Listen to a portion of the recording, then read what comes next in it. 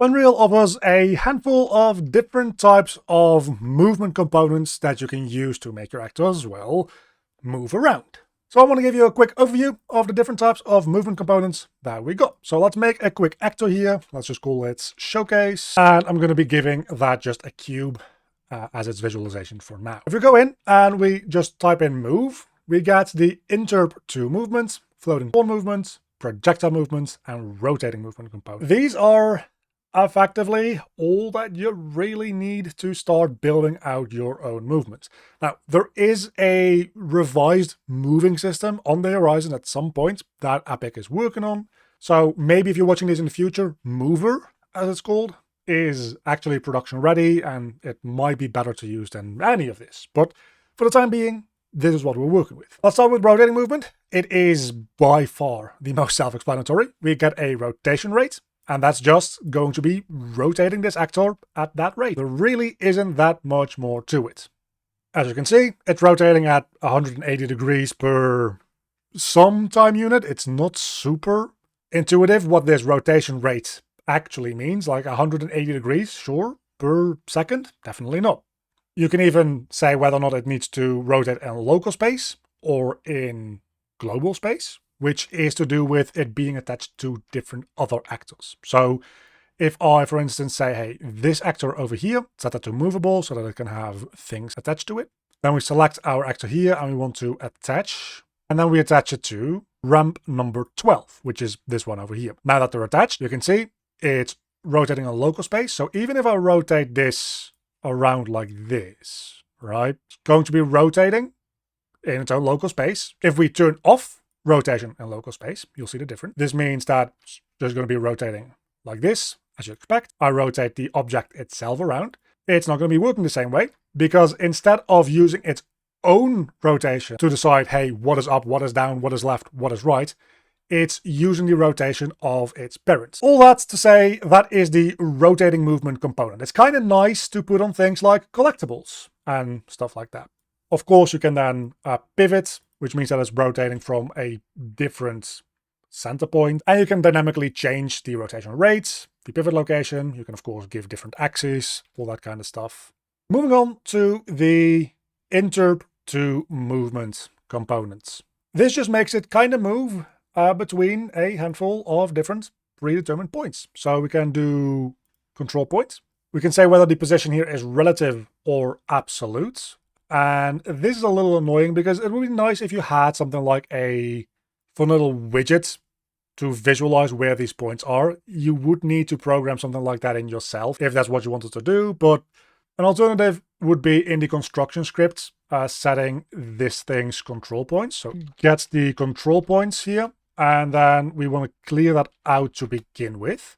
And then we're going to be reconstructing it. And the way that we reconstruct those would be with an array of vectors. So make that instance editable, expose it with a little eyeball icon, and then we want to make that an array. And the reason that we do that is this we can actually show 3D widgets for, which is just kind of nice. Selecting the upmost thing in our actors hierarchy here, we can add in a point, and now you can see, hey, that point actually has a widget that we can move around. You select that, it's a little tricky to select sometimes. That's point 0. Add a new point, that's point 1. Add a new point, that'll be point number 2, and so on and so forth. So then we can take those points, we just for each loop over them, and every control point we're just going to add a new one. And a control point is just made out of a vector and a bool. So whether or not this position is relative or again global. So if instead of having a bunch of points here, you're referencing a bunch of actors, those would be global locations if you're getting those actors locations, so they wouldn't be relative. But these points are relative to our own starting position. As you can see, when I move the actor, the points move with it. So here we can see it moved between them like super quickly, I think. So quickly that we couldn't even see it. It has a duration of 1 second. So let's set that duration to 10 seconds instead so that we get a chance to actually see it move between them. And as you can see there, it doesn't really like loop those points whatsoever or anything like that. It just moves from point to point to point within the duration that it's given. So there we go. Now we can see it move a little bit more slowly. It just snaps to point number 1. Then it goes to point number 2, point number 3, and it just kind of does the entire array within the time that it is given. We get whether or not it should sweep, meaning that should it take into consideration collisions on its path, yes or no. When it impacts anything with that sweep, should it pause its movement or should it keep trying? Behavior type, we can actually set that to either being one-shot reverse, which means that it starts at the end and moves back to point number 0. Loop reset, once it reaches the end, it teleports back to the start and does it over again. We also can do it ping pong, which means that it goes from beginning to end and then back from end to beginning, which is to say none of these make it go from 0 to 1 to 2 to 0 to 1 to 2.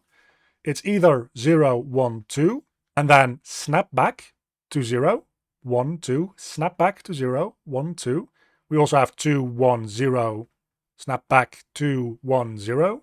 Or, this is what ping pong is, 0, 1, 2, 1, 0, 1, 2, 1, 0, and so on and so forth. It is a neat little component. I've personally never found an actual good use for it.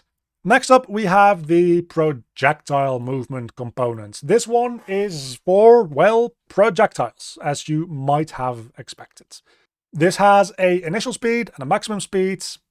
It can change the angle, the rotation of the actor that it's on to face its velocity. So if it's going up, it'll angle upward. When it falls back down, it'll angle toward the ground again. Quite nice for things like rockets or stuff like that. We can give it a different gravity scale. By default, it's 1, which is just your default engine gravity. You can make it more or less gravity dependent. It even comes in with bounciness, which has a whole bunch of different options. Whether or not bounciness should add friction, meaning that it slows down the velocity or not. How bouncy it is, how much friction a bounce introduces. And it has some options for being homing or not. So when something is a homing projectile, it'll adjust its velocity to always try to go toward a target, and that target generally will be an actor. The homing acceleration magnitude is how much it can change its current velocity toward the ideal velocity of going after whatever its target is. I will just show you in a moment. So we're going to get rid of this actor real quick. I'm just going to make a quick bullet actor because that's going to be easier to showcase with.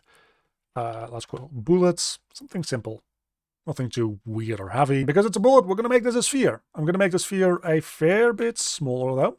And one thing that's important to note is this projectile movement component can interact with collisions, which is nice. That's how the bounciness works.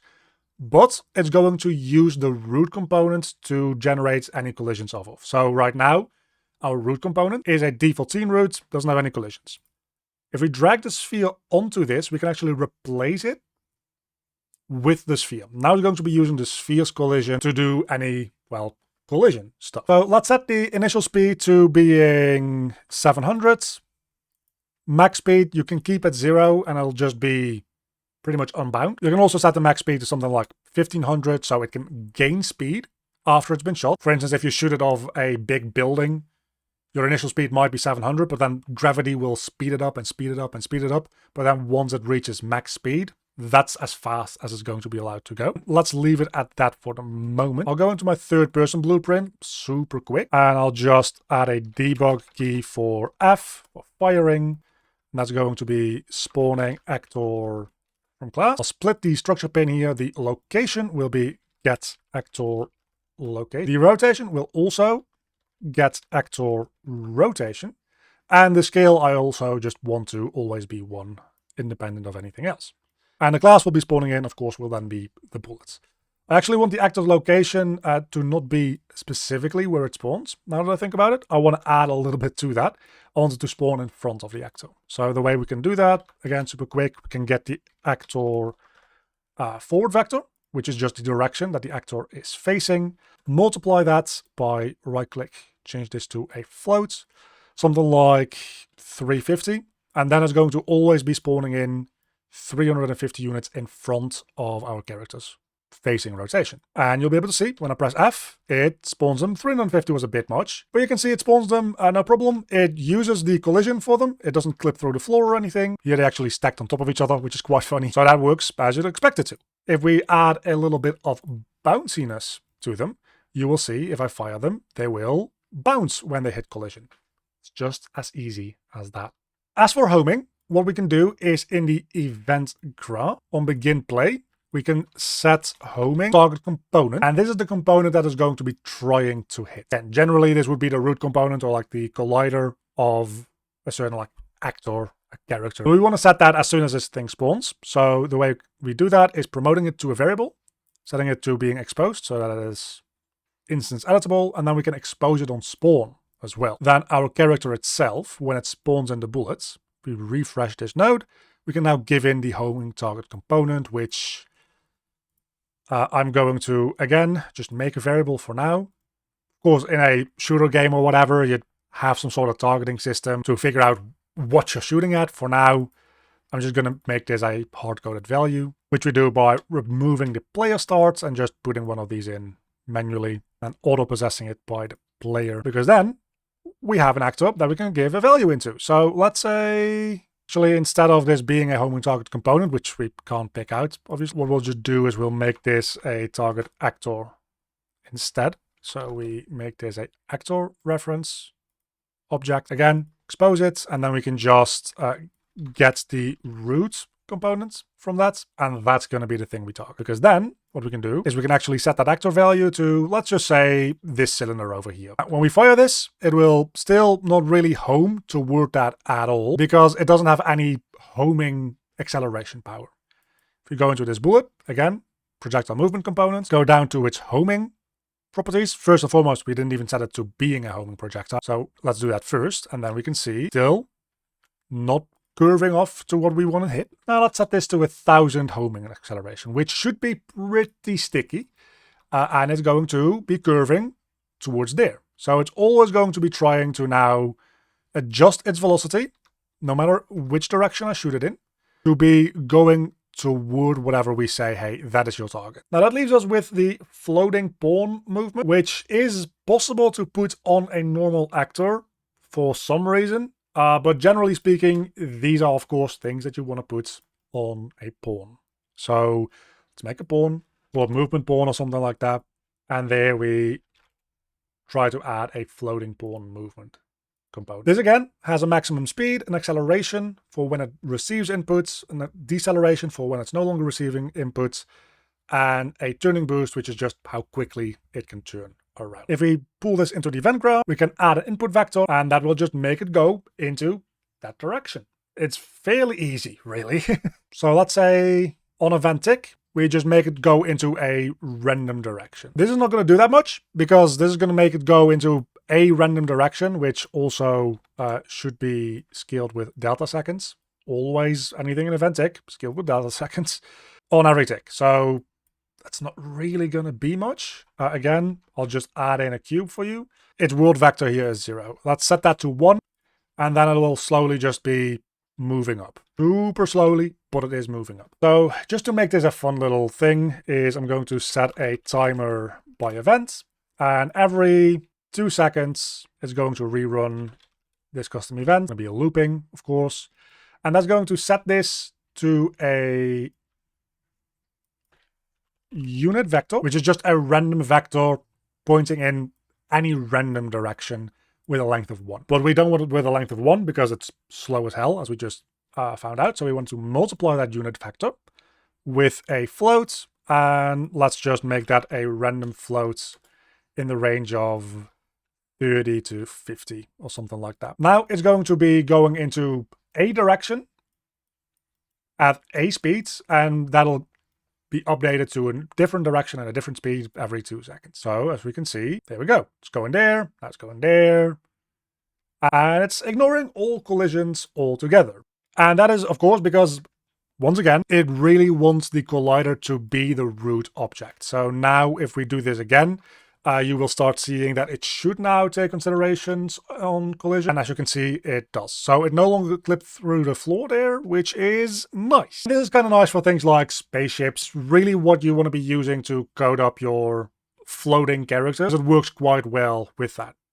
That said, there's one more movement component that we haven't seen in this dropdown yet, because it is the character movement component. This is a insanely built out movement component, which is super nice because it gets you up and running immediately. A movement component that builds in things like being able to jump. It, however, is hard-coded to work specifically with the character class for your actor. You can't put a character movement component on your own type of pawn. The character movement components and the character actor class are welded together, which is part of the reason that it is so restricted. Part of the reason is that it is a movement component that assumes this type of collider, because that is inherent in it being part of the character class. It works well as long as your character is even semi-humanoid. If you have a dog, you're going to be in for a little bit more trouble.